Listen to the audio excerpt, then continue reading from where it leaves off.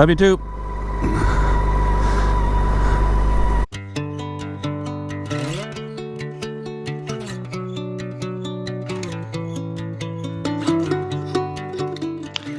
Our journey begins at the Tawasin Ferry Terminal, where we sail to Duke Point, just outside of Nanaimo.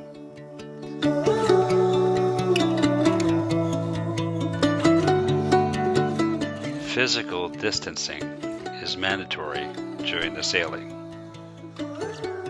We arrive in Duke Point 2 hours later and decide to take the Coastal Highway 19A, which is much more scenic than the Malahat Highway 19.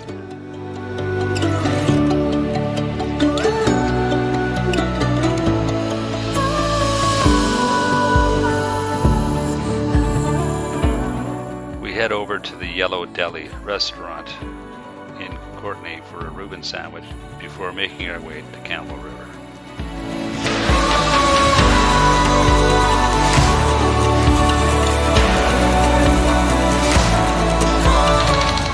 From there, we travel west along Highway 28 to Gold River, which offers 95 kilometers of twisting roads.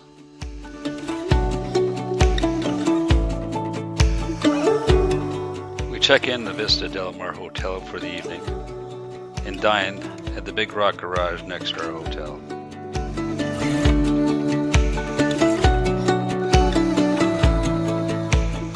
The following day, we resume our journey on Highway 19 towards Telegraph Cove. Along the way, we spot a black bear that is startled and quickly makes his way into the bush. Telegraph Cove was established in 1912 as an old sawmill town that had deteriorated to a point where everything had to be restored and rebuilt. Today, an 800-foot long boardwalk and docks surround the old village. From there, we make our way to Port McNeill to visit the world's largest barrel. It's on to Port Hardy and arrive at Bear Cove 2 hours early before a ferry departure to Prince Rupert.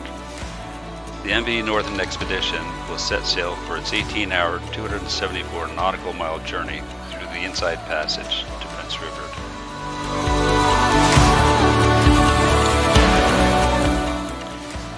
Due to the pandemic, the Northern Expedition is operating at reduced capacity. We check in with our purser and are assigned our cabins for the overnight voyage.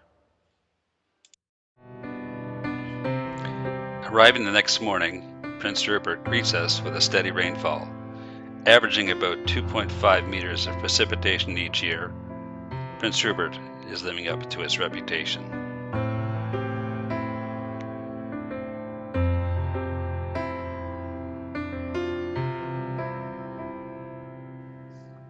We continue along Highway 16 to Terrace and eventually arrive in Smithers by early evening. The stretch between Prince Rupert and Prince George is often referred to as the Highway of Tears. It's a reference to the many murders and disappearances of Indigenous women from the 1970s to the present. It's estimated that as many as 80 women fell victim along this stretch of highway. The crimes still remain unsolved due to systemic racism, poverty, drug abuse, and domestic violence. Poverty within the community led women to resorting hitchhiking along the corridor.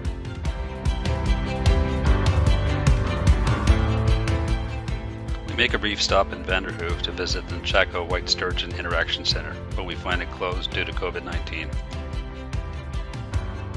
The next day, we make our way to Quesnel along Highway 97 and then travel east on Highway 26 to Barkerville. Barkerville has been preserved since 1865. There are over 100 buildings, including a school, a church, several hotels, general stores, and a sawmill. It's easy to step back 150 years in the past to see how life would have been like during the gold rush era. We overnight in Quesnel, and the following morning we continue south through Williams Lake and make a brief stop at Pioneer Log Homes. It's on to Clinton to visit parts of the historic town, including the Clinton Emporium, which sells all manners of antiques. Arriving in Cache Creek for our final evening, we dine at the Heartland restaurant attached to the Sandman Hotel. Our chef Babu offers us great Epicurean Greek cuisine.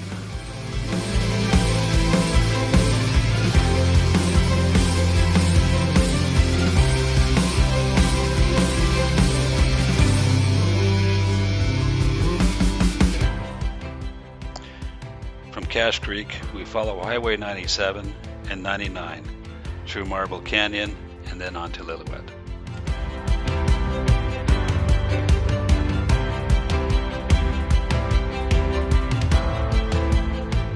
Our final stretch takes us through Lillooet and along the Duffy Lake Road, or some more adventurous roads.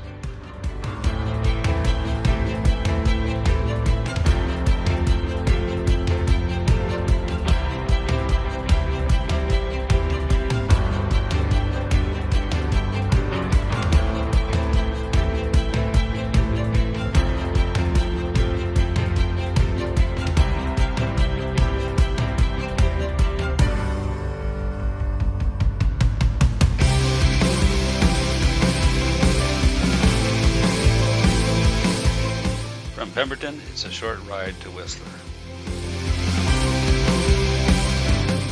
Because of the crawling traffic through the town of Whistler, we decided to take a bypass and avoid the town entirely.